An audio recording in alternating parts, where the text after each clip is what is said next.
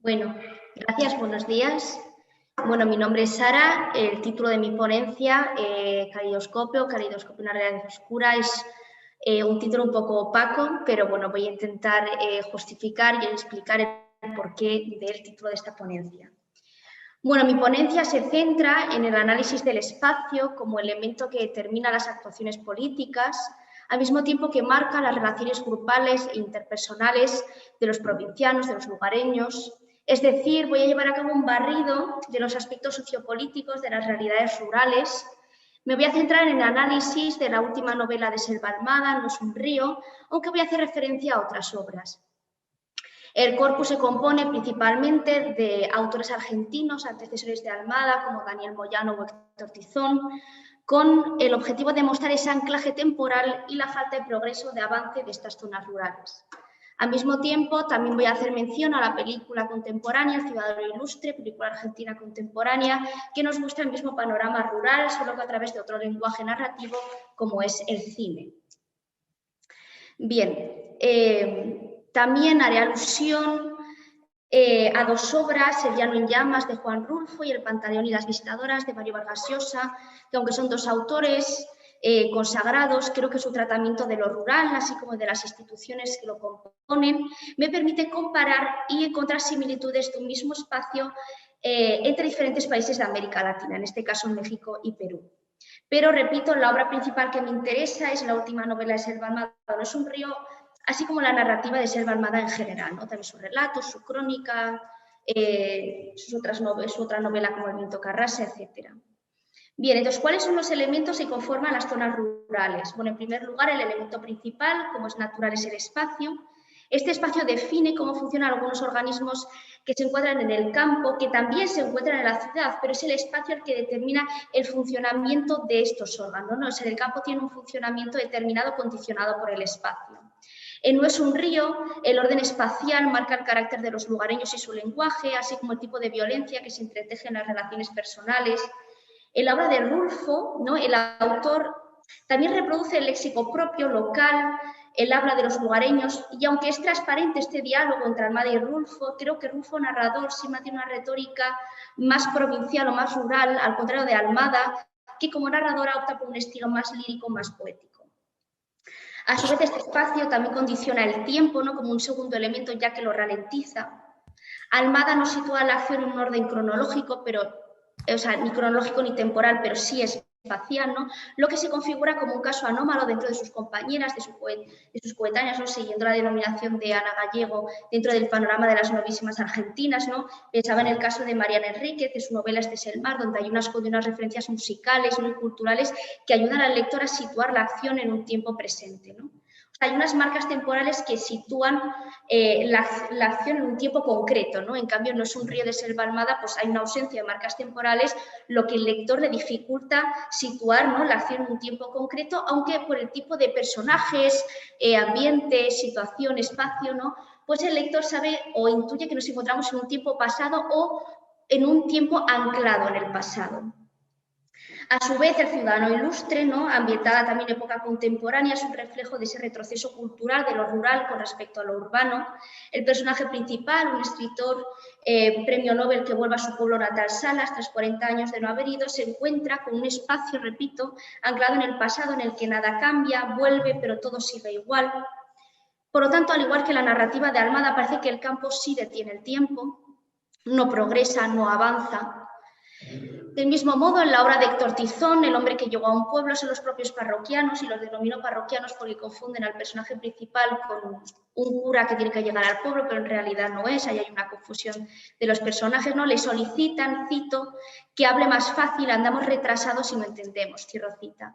Se refleja de nuevo ese retraso temporal y, por lo tanto, ese retraso cultural de estas zonas, y como consecuencia se produce un abandono del campo. En los relatos de Almada principalmente son las mujeres las que se van, aunque la ausencia de la mujer es un tema general en la narrativa de la autora, ¿no? Y en Rulfo solo quedan, cito, los puros viejos, ¿no?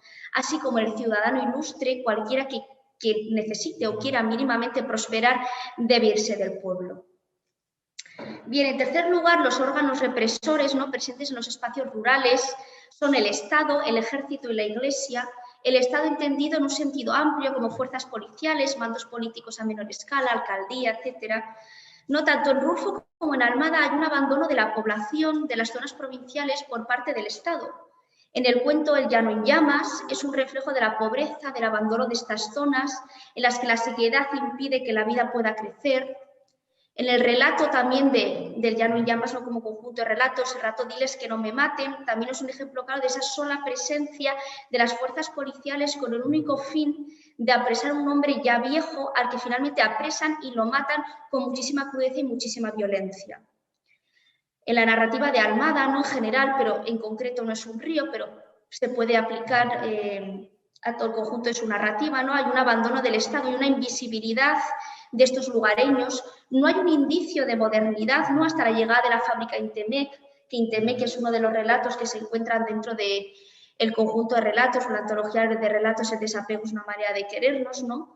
Y la llegada de Intemec, de esta fábrica, supone una revolución industrial para la población dedicada al campo que nunca había tenido contacto con esa realidad. Al igual que Moyano, ¿no? Daniel Moyano, también antecesor de Almada, ¿no? En su antología de relatos, El monstruo y otros cuentos, también muestra la percepción de los provincianos ante la llegada de la fábrica, de lo industrial al pueblo, ¿no? La fábrica adquiere cualidades humanas, incluso divinas, ¿no? Cito, hablan del poder de la fábrica, ese dinero que les otorgan, un dinero que parece mágico, no sabe muy bien de dónde ha salido, ¿no? Y los personajes, los trabajadores de las fábricas se despersonifican a su vez, se animalizan y se embrutecen a medida que su estancia se prolonga en la fábrica.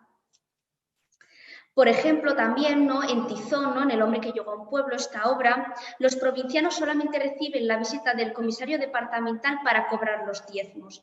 En los tres casos, Almada, Moyano, Tizón, estos espacios son lugares olvidados por el Estado que solo se acuerdan de ellos bien para matarles o bien para cobrarles.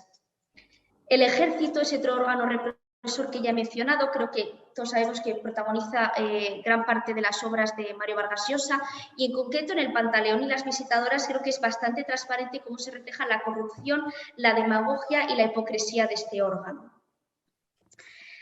Y por último, el tercer elemento, ¿no? También opresor, ¿no? Que atraviesa la narrativa de campo es la Iglesia, ¿no? Ya que desempeña también un papel educativo en las zonas rurales. Sin embargo, la religión oficial, la religión católica, se entremezcla en las zonas rurales con todo el aparato místico de otras religiones o creencias no oficiales como tal. Piénsese, por ejemplo, en los relatos de Almada, ¿no? Como una crítica a la hipocresía de la Iglesia en la escena del funeral. Varias señoras velando un cuerpo de un hombre rezando durante horas, no manteniendo una costumbre casi inhumana con ese clima de calor, esa pesadez, al mismo tiempo que el cura parece incordiarle, ¿no? Oficiar el velatorio de un pobre, debido a las incomodidades del lugar. Al mismo tiempo, también en No es un río, su última novela, se puede observar la presencia de un cura al morir las gurisas, pero también un curandero que se dedica, por un lado, cito, a sacar del vientre a niños no deseados y a interpretar los sueños de enero, ¿no? La autora mantiene elementos de ese imaginario popular, ¿no? Porque Almada, aunque lleva a cabo una narrativa de campo, se aleja de la gauchesca, de esos elementos folclóricos, pero sí mantiene esos elementos del imaginario popular, que son los aspectos que constituyen el factor onírico de su novela. Hay una presencia de lo sobrenatural muy ligada a la cotidianidad de la muerte. Y en esta obra en concreto, No es un río, la estructura interna de la novela no siempre oscila entre lo onírico y lo real, la muerte y la vida, lo que genera un clima de extrañamiento en toda la obra, ¿no? Hay una constante presencia de aquellos que no se han ido, o mejor dicho, de aquellos que no se han podido ir. También quiero hacer referencia al elemento del río, ¿no? Elemento presente en varias de las obras mencionadas, ¿no? Unido a ese misticismo, unido a esas creencias populares, o esas creencias místicas, ¿no? Que se encuentran, digamos, apartadas de esa religión oficial, ¿no? En Selva Almada No es un río, el río es como tal fuente de vida y muerte, no es un lugar en el que se engendran los hijos, útero en el que se engendran los hijos de la isla, ¿no? Lugar al que pertenecen los lugareños, pero también es el sitio donde se ahogan los amigos, ¿no? O sea, al final, Almada se sirve de un tópico mitológico literario que es la laguna Estigia, ¿no? El río que separa la isla, o sea, el río como línea divisoria, ¿no? De la vida y la muerte, ¿no? El río que separa la isla del resto del mundo, ¿no? Y en las obras que he mencionado, en Tizón, El hombre que llegó a un pueblo, ahí está la presencia de un río seco, un río sin vida, luego la sequedad y la nada pues es transparente en Rulfo, ¿no? En Llano en llamas o en Pedro Páramo. Y luego en el Pantaleón y las visitadoras también hay una presencia de varias escenas de ese transporte fluvial. Entonces el río, creo que la literatura argentina en general pues tiene un gran simbolismo, como todos sabemos, y luego en el campo adquiere unas connotaciones determinadas. Luego también en Rulfo, ¿no? Lo sobrenatural se refleja en la convivencia de los muertos, ¿no? De ahí que sea Rulfo una de las principales antecedentes literarios o lecturas de Almada, ¿no? Cito, ¿no? En el Llano en llamas se dice: ¿quién llevará a los muertos? Ellos viven aquí, no podemos dejarlos solos. O sea, hay una relación directa con la muerte que está totalmente normalizada junto a la violencia, ¿no? Al igual que no es un río, los hombres pueden golpearse a la menor provocación. En Rulfo la muerte parece indiferente, como en el relato de la cuesta de las comadres, ¿no? Donde encontrarse un cuerpo sin vida deja de tener relevancia, es un hecho cotidiano. Bien, el último elemento que quiero analizar, que quiero mencionar, es el papel de la familia y los roles de género, ¿no? Asignados. En Almada, la violencia machista se entreteje en diferentes situaciones que muestran claramente la situación desfavorable de las mujeres en estos espacios rurales. En No es un río hay ejemplos claros, ¿no? La imposición a abortar y, por tanto, la ausencia de libertad y decisión de la mujer sobre su propio cuerpo, así como el peligro que supone ser mujer en la isla, ¿no? Reflejado en la constante preocupación de las madres con sus hijas frente a aquellas otras madres que tienen hijos varones. En general, la narrativa de Almada, ¿no? El cuerpo de la mujer en la narrativa de Almada supone o queda reducido, ¿no? A un lugar en el que obtener placer por parte de un hombre o en el que armar una familia, ¿no? Así se denominaba en una de las reseñas que encontré de la novela en el periódico. Y bueno, estaría muy presente también en Ladrilleros, ¿no? Creo que en Ladrilleros se ve mucho más claro esa idea del cuerpo de la mujer con esos dos fines, ¿no? Pero en No es un río también está presente. Y hay un claro paralelismo con Rulfo, ¿no? Esta vez en México, donde ese patrón se repite, ¿no? Extraigo del Llano en llamas el siguiente fragmento, cito: solo quedan los puros viejos y las mujeres solas, o con un marido que anda donde solo Dios sabe dónde. Viene de vez en cuando como la tormenta de que le hablaba. Se oye un murmullo en todo el pueblo cuando regresan y como un gruñido cuando se van. Dejan el costal de batimiento para los viejos y plantan otro hijo en el vientre de sus mujeres. Y a nadie vuelva a saber de ellos sino al año siguiente y a veces nunca. Cierro cita. Hay un abandono, por lo tanto, ¿no? De la figura masculina, tanto en Rulfo como en Almada, ¿no? En el caso del abandono del padre de familia de Xiomara y las gurisas, ¿no? No es un río. Y hay una percepción distinta de cómo se debe tratar a un hombre y una mujer, un hijo y una hija, un niño y una niña.